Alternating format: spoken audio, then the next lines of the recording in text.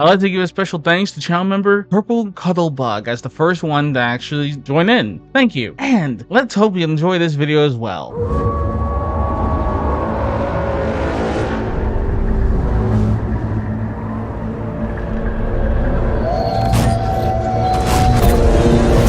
Wolves were not always loved around the world as they are now. In fact, you can say that the wolf is one of the most not universally loved creatures on this planet at this current moment, as for centuries they were hated, they were reviled and considered ill omens by every culture because they stole livestock, they killed people, they always destroyed things in their way in the need for survival, as if humanity hasn't done the same thing. Every mammal on this planet instinctively develops a natural equilibrium with the surrounding environment, but you humans do not.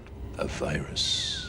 When it comes down to it, outside of the ape, wolves are basically the closest animals to humanity in terms of its spirit, even if it's not genetics. But the very thing that made me so excited to see Valka, to see him develop and how China would do their own take on the werewolf story, is because of this special, almost antagonistic relationship with wolves that they still have to this day. Unlike in other cultures where the wolf has always symbolized some form of danger, some type of natural law of nature, or even a wise guide, depending on which culture you come from. For China, the wolf has always been a negative thing, no matter what. And when you look into the culture, you can see as to precisely why Valko got hit so hard by the Antis, despite everything. Why the Antis said that he appealed only to the West, why he was considered ugly, why all this stuff happened. Because culturally, he doesn't fit. He fits global massively. Let's be fair here. When it comes right down to it, when you have the three monster kings of romance, you have the vampire, the werewolf, and the merman. Granted, the dragon's somewhere around there. I think they're like top 4. When it comes down to it, it makes perfect sense as to why Valko was hit so badly, and you have to look into precisely why.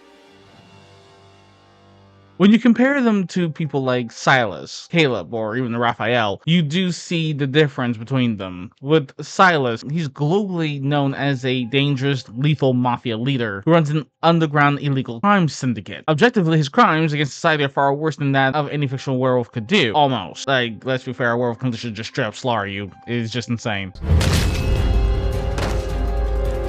And in Chinese media and web novels, the ruthless mafia CEO bosses deeply understood romantic archetypes, such as like an overbearing company president. He fits neatly into a known fictional box. And crucially, Silas is fundamentally human, despite the fact that he's an actual dragon.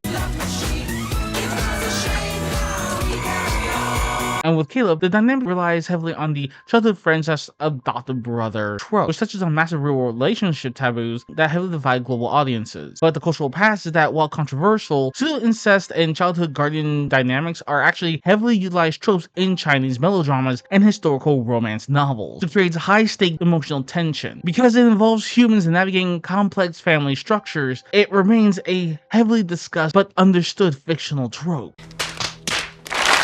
And even with Raphael, he is a spoiled brat, but he also has a deep emotional core to him. He is someone who is trying to claw back and retain the past, rather than letting everything just go and die. Even though he actually did just let everything go and die in order to keep the MC alive. So yeah, we're not gonna talk about that because it's a little bit weird. But when it comes to werewolves, or just wolves in general, things are far more interesting when you look at them.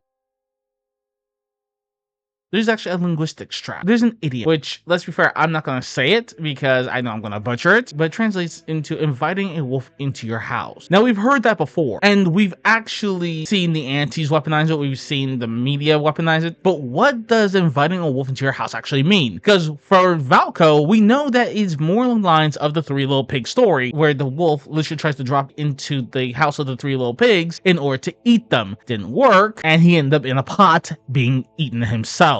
But for China, it's an entirely different situation. You see, in Chinese history and literature, this phrase, inviting a wolf into your house, it's never romantic. It's a strict cautionary warning about making a catastrophic naive mistake by trusting someone who will ultimately destroy your home, your family, your livelihood from the inside out. Essentially, when Papergames and Infold made this phrase, it came off as if Valko wasn't a protector, but instead he was a Trojan horse, someone who was trying to destroy him. Right. because when it comes down to it, wolves are not seen in a very positive light in China. They never have been, actually. In fact, you don't actually see any type of changes towards that until fairly recently, which is kind of terrifying. And this actually brings us into wolf nature versus traditional Chinese morality. You see, unlike in Western pop culture, which romanticizes wolves as loyal, noble protectors who have a strong family dynamic, in traditional Chinese folklore, it strips wolves of all positive traits. The foundational fable of the Zongshan wolf tells a story of a wolf that begs a kind scholar to save it from a hunter, only to immediately try to devour the scholar once the danger passes. Who is he? He's an asshole, sir. I know that. What's his name? That is his name, sir. Asshole. Major asshole. And his cousin? He's an asshole too, sir. Gun is made first class Philip Asshole. How many assholes we got on this ship anyhow? This cements the cultural belief that a wolf is biologically incapable of gratitude, loyalty, or moral conscience, which is ironic considering the fact that China has dogs, and well, all dogs descend from wolves, so a little bit of a disconnect there when you honestly think of it. Shite. Oh yes, that's shite. Not only that, we also had the predator link that was done to Valko. You see, linguistically, the Chinese term for a sexual predator or a stalker or a pervert is xilang, which means color or lust wolf. By combining the wolf motif with a character that drops into a woman's balcony at night, the anti-fans easily mapped his design directly to the real-world archetype of a predator.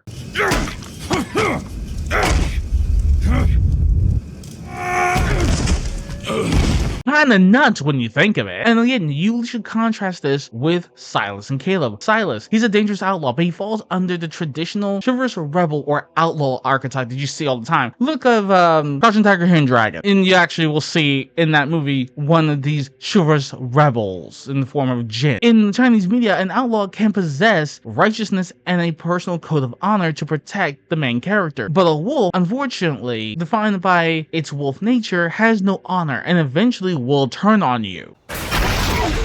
Now, when you contrast with Caleb, he represents a borderline taboo childhood friend pseudo-brother dynamic. However, he's a topaz because he operates within a traditional domestic Confucian family structure. He represents familial safety and duty, which satisfies the audience's need for comfort, as where Valko represents an external untamed hazard. Oh, come on! And unfortunately, this goes even beyond just linguistics.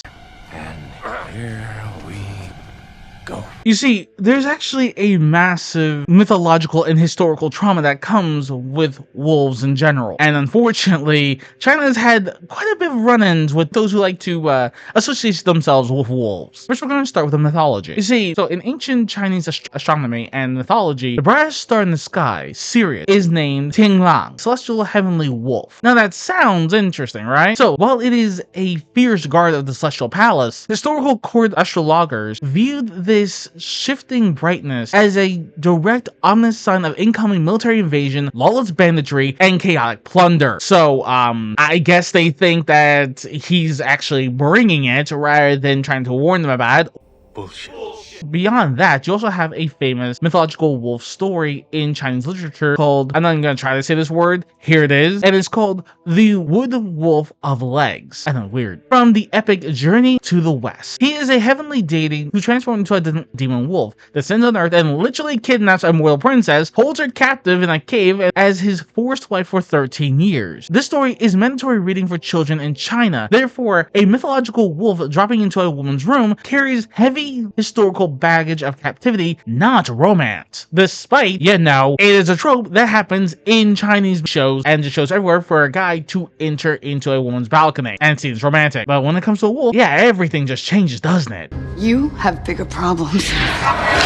But the worst part, and this is something that you really have to take into consideration, is that historically it's far worse. Okay, this is gonna be heavy. So the ultimate weight comes from the northern nomadic tribes, specifically the Mongols, and also this group. I'm not gonna try, like the Guk Turks. I have no idea if I said that right. I probably did not, but still, them and the Mongols. That's bad, because here's the thing. Now, you're probably wondering how the hell these guys connect. Well, for the Mongols, it's a little bit interesting, because the very first line of the Secret History of Mongols Mongols states that their people and Genghis Khan's lineage directly descends from the union of this creature, which is a sacred blue-gray wolf, and a fellow doe, which I'm guessing is just a woman in general, and they're just calling her a doe. To the Mongols, wolves are divine dogs of heaven, representing survival and teamwork. But it's not just the Mongols that actually had this thought process to it, because the Japanese, yes, if you remember from me literally shouting about 731, you know that the Japanese and Chinese do not have a very good relationship. Well, you see, the Ainu people are stated to have come from the coupling of a wolf and a goddess. And as a result, the wolf is revered as a respected ancestor to them, the Mongols, and mainstream historical Japan.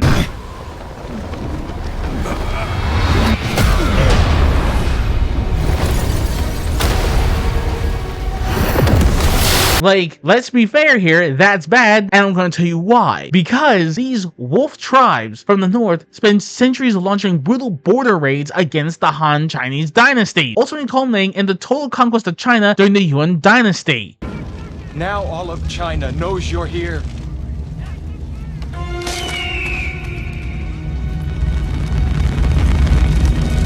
Perfect. The wolf became the ultimate historical symbol of foreign invasion, savagery, and destruction of domestic sanctuary. And then, let's not even get into the fact that there was actually a war that was fought between the Ainu people and the Mongols from 1264 to 308. That's relatively recent, and that is two groups that are associated with wolves or have wolves associated with their lineage coming to China to wreck house and take into consideration the Imperial Japanese Army.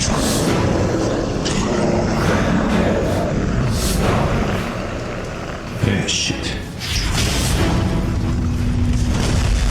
Yeah, this does not help matters at all. This is why freaking Valko got hit so badly. And not only that, the reception of wolves hasn't really changed all that much until very recently, as 2004, with the literary phenomenon with a semi-bioautographical novel, The Wolf Totem by Jiang Rong. The book follows a Chinese student who is sent to live with the Mongolian herders, who studies their ways and granted insight into their traditional and indigenous Mongolian nomadic herder world. This extended to wolves, as they were seen both as enemies as well as divine teachers. Now let's be fair, this means this is the only true positive influence in China when it comes to werewolves, or just wolves in general. The novel itself had sparked a fierce national debate in China that challenged the traditional view of the wolf, which prompted modern Chinese business leaders and military officials to adopt something called wolf culture. Now, wolf culture praises teamwork, fierce loyalty, and the relentless drive to survive. Unfortunately, because it is the freaking business leaders and military officials, you can understand that this will be taken way too far and create underlying resentment. I'm gonna punt your face off for that. Don't do that. Already doing it. No. Yes. No, do not! What was that noise? It was the miserable scream of an old man being punched in the face, Father. Right.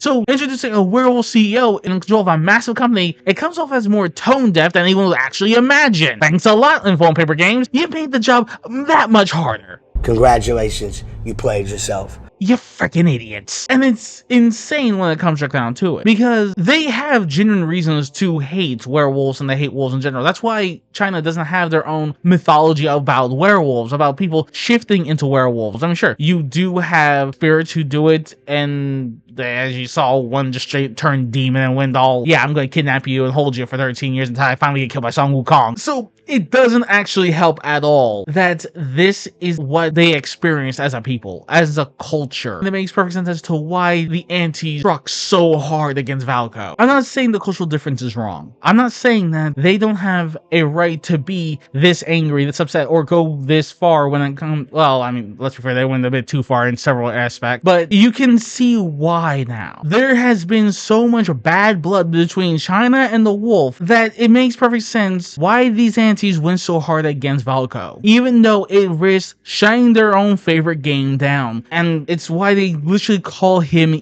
evil. It's because culturally, historically, traditionally, mythologically, wolves are evil. He has to die, Val. And when it comes down to it, this only highlights more the fact that Valko was more than likely created for global specifically, because in global, wolves are freaking loved. Like, seriously. There's a reason why the term monster effers actually does exist, and werewolves just happen to be one of them and have to be among the top. I'm not sure which one, it's just one of the top 3. So yeah, it's a bit of an interesting situation when you honestly think of it. And one thing that we have to do if we want to make sure that Valko comes back and he stays is we have to show the positive merits of the wolf beyond just, you know, werewolf culture and them exploiting people, but instead what wolves mean to global and why we love them so much, why we see them as these protectors, as we see them as these guides and see them as this positive force, despite the fact that even for centuries, millennia, wolves were the enemy for humanity across all cultures. Yet we have managed to come together and actually enjoy and love them. And it's that difference that needs to be shown to have a true impact. Because these antics are going to keep coming. They're going to keep trying to keep Valko out. Even though, let's be fair, Infold knows they need to bring him out. So what we're doing so far is good. What is being done so far in this boycott has been great, but we need to keep in mind we cannot become like the antis, and we cannot show China that we are as evil as they believe the wolf is. We are in our own PR campaign, and if we want Valko back, we have to show them that wolves are not as evil as they think. Also, I want to say something else just at the end here. I've been seeing the boycott. Freaking hell, Apple girlies, you have my respect.